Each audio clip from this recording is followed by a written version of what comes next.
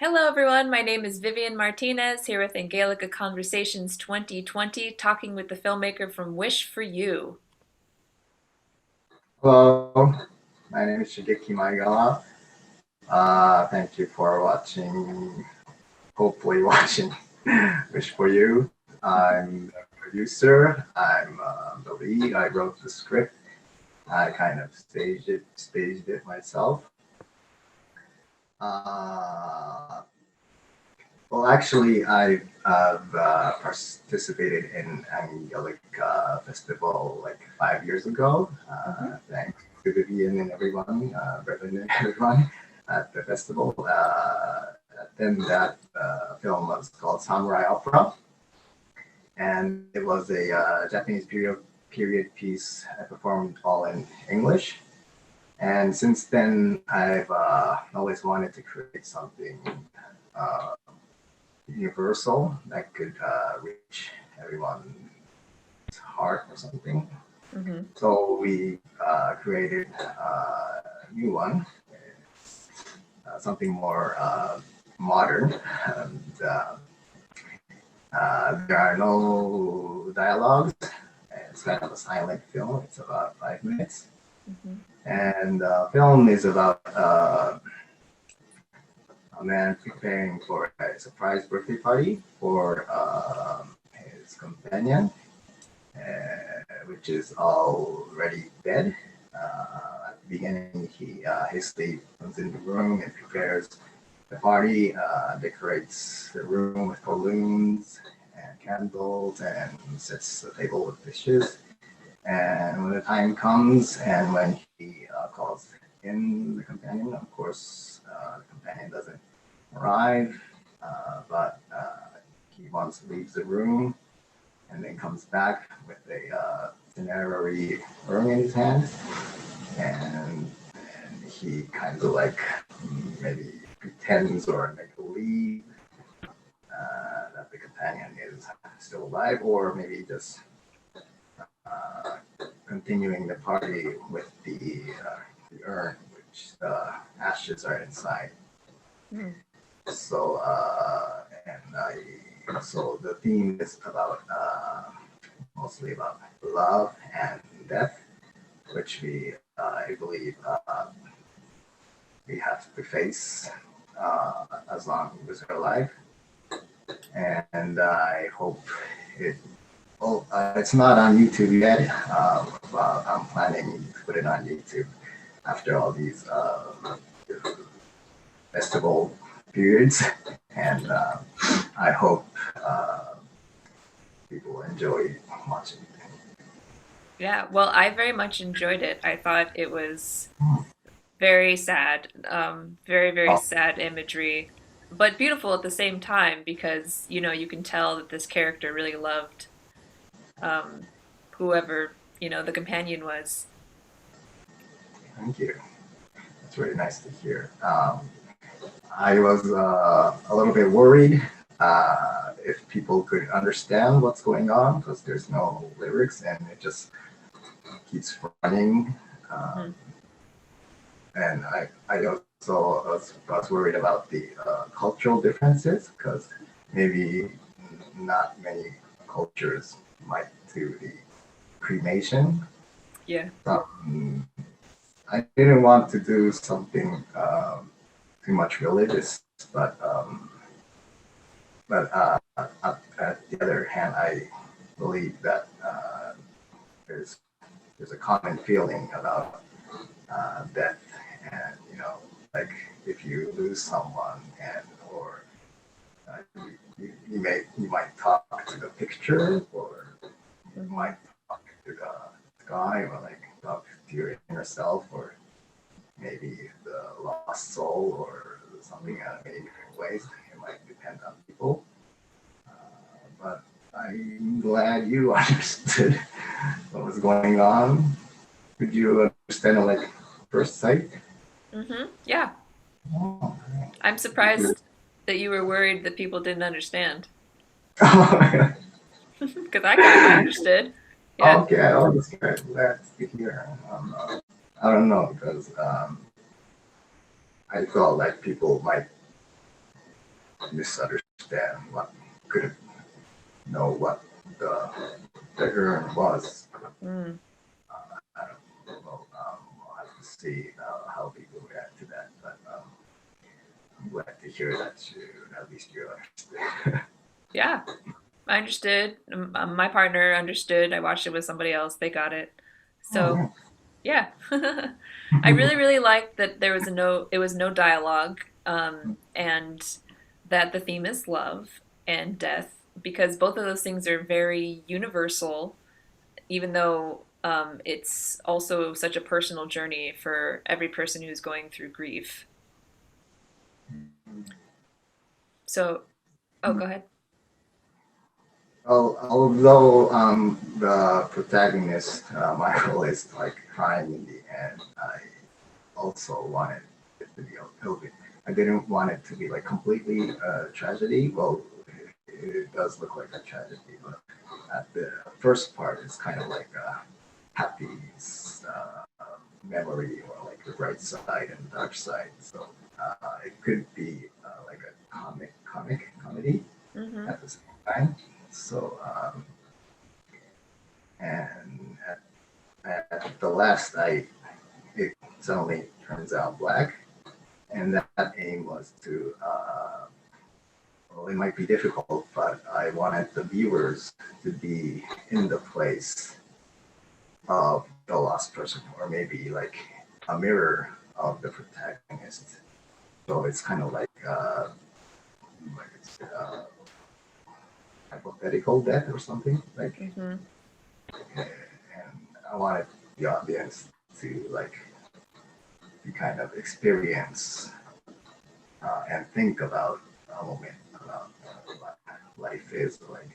Life might be just like a burning candle, or it's just a wonder. And so I cut all the music and the image at once. So I hope that kind of sends some kind of message to like think about, or you don't have to mourn or something, but and in an entertainment way to think about death and loved person, and how short and dramatic that is. Mm. That we are destined to strive through. Am I making Mm. sense? Yeah, no, I understand. Yeah, totally. I was gonna actually, to pivot here a bit, I was gonna ask about the music, and you just brought it up. Oh yeah. Well, first I was thinking of some musicians to create it for me, but the director said we'll just pick some music from website that freely. Oh, it's not free. We can download from website, and we picked very nice music, and I think eventually it was a success. Mm-hmm. The first is called Special Times by Anthony Vega, and the second one is called Falling Stars by Michael K. The two people I had never met before, but the music was really lovely, and I'm grateful they put those music on the internet. Mm. So why did you choose to have no dialogue? Well, actually, at first it was as I said before, I wanted to make it very Mm-hmm. universal, so that everyone alive can relate to. And there's another reason that it was actually assignment at my agency Ah. to create no dialogue play for about 3 to 5 minutes using Ah. music as a background. And at first, well, I didn't know what to do, but when I remembered, I used to live in the United States, and I loved watching the musician David Copperfield's TV shows, and he used to create illusion shows with no dialogue, but only like cool music. And I thought I wanted to do something like that. But of course, I'm not a professional magician, so I couldn't do illusions. But I wanted to do something like that. And there's one act that David Copperfield did in the 80s that his girlfriend runs away because he's too busy or he's too much of a star. And he wanders around trying to get her back or like remembering her. And at the end of the act, he just uses the illusion to bring her back. And they like hug at the end. It was so lovely. I think it's like ripped on YouTube. So if you, I don't know if you legally upload it, but you might be able to find it on YouTube. But so I thought I wanted to do something like that, but the assignment was to do it alone. So instead, I used the whatever he earned to meet her at the end. So that's mainly the two reasons that there are no dialogue. So it had to be a solo performance? Yes, it had. So since it was an assignment, I did all the staging and I did it all by myself. And it was quite well received. So I thought this could be a nice short film. So I asked the director, Shogo Okawa, to shoot and direct it for me. And he was a really great support. And at first, like the title was "Happy Birthday." He said it's like it's not that cool. You should think of something else. So I took days to think of "Wish for You," and I don't know if it's understandable, but so the protagonist at the end makes a wish for the dead companion, and suddenly brings back all the memories or what the companion was wishing while he or she was alive. And I think, or wish for you could also mean like he's longing for the companion to come back or to meet again. So it has like two or three meanings. Yeah. So I think it was better than Happy Birthday as a title. I do like it a little bit better than Happy Birthday. I thought, thank you. How long did it take you to make it? The shooting was only one day, but it took like 2 or 3 months to actually shoot it. We discussed it a lot and had to find a place to shoot it. And it's actually in a studio. All the managers were already there.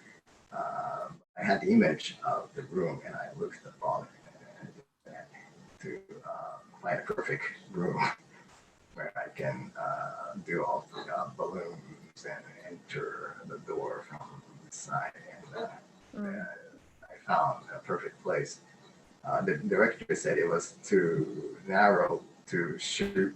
He wanted to shoot from a little behind and with using a nice camera lens and all the technical stuff. But it just, I instantly knew that this was the place. So I asked him to we have to shoot it here. So, and we managed to shoot it somehow. Awesome.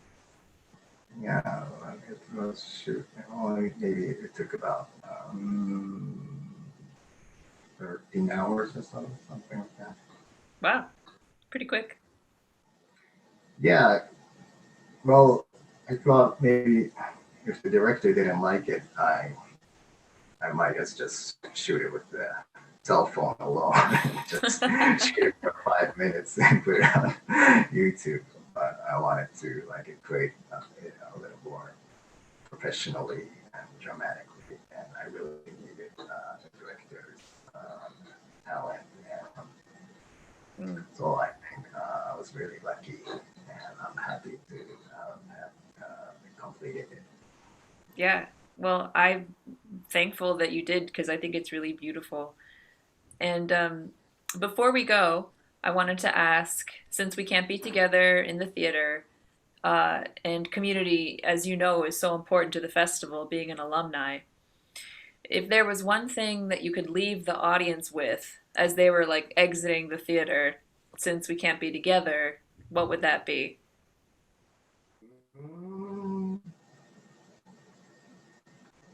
You mean like for the festival? Or anything. I mean, anything you want to say to the audience. Oh, well, I want to say we should be, as in the short film, we just we can only strive, and it might be sad, it might be like a comedy, or it could be a tragedy, whatever. I feel, I think, uh, as long as since we're alive, I think striving is the best thing we can do. Mm. And to strive, we have to be like, well, we need energy, of course, but being positive is the strength that we can do. And also, love is, I guess, the most powerful thing to keep us alive and communicate and stay together. So I hope everyone can I believe in the strength of the positivity and love and keep on striving. Uh, And I hope I can come back to United States to see you in person again yeah, in the near future. hopefully, hopefully. Yeah, fingers crossed for when you can come and visit the festival again in 2021. Yeah. Thank you so much for talking with Oh me no, thank today. you very much. Thank you. Bye. Bye.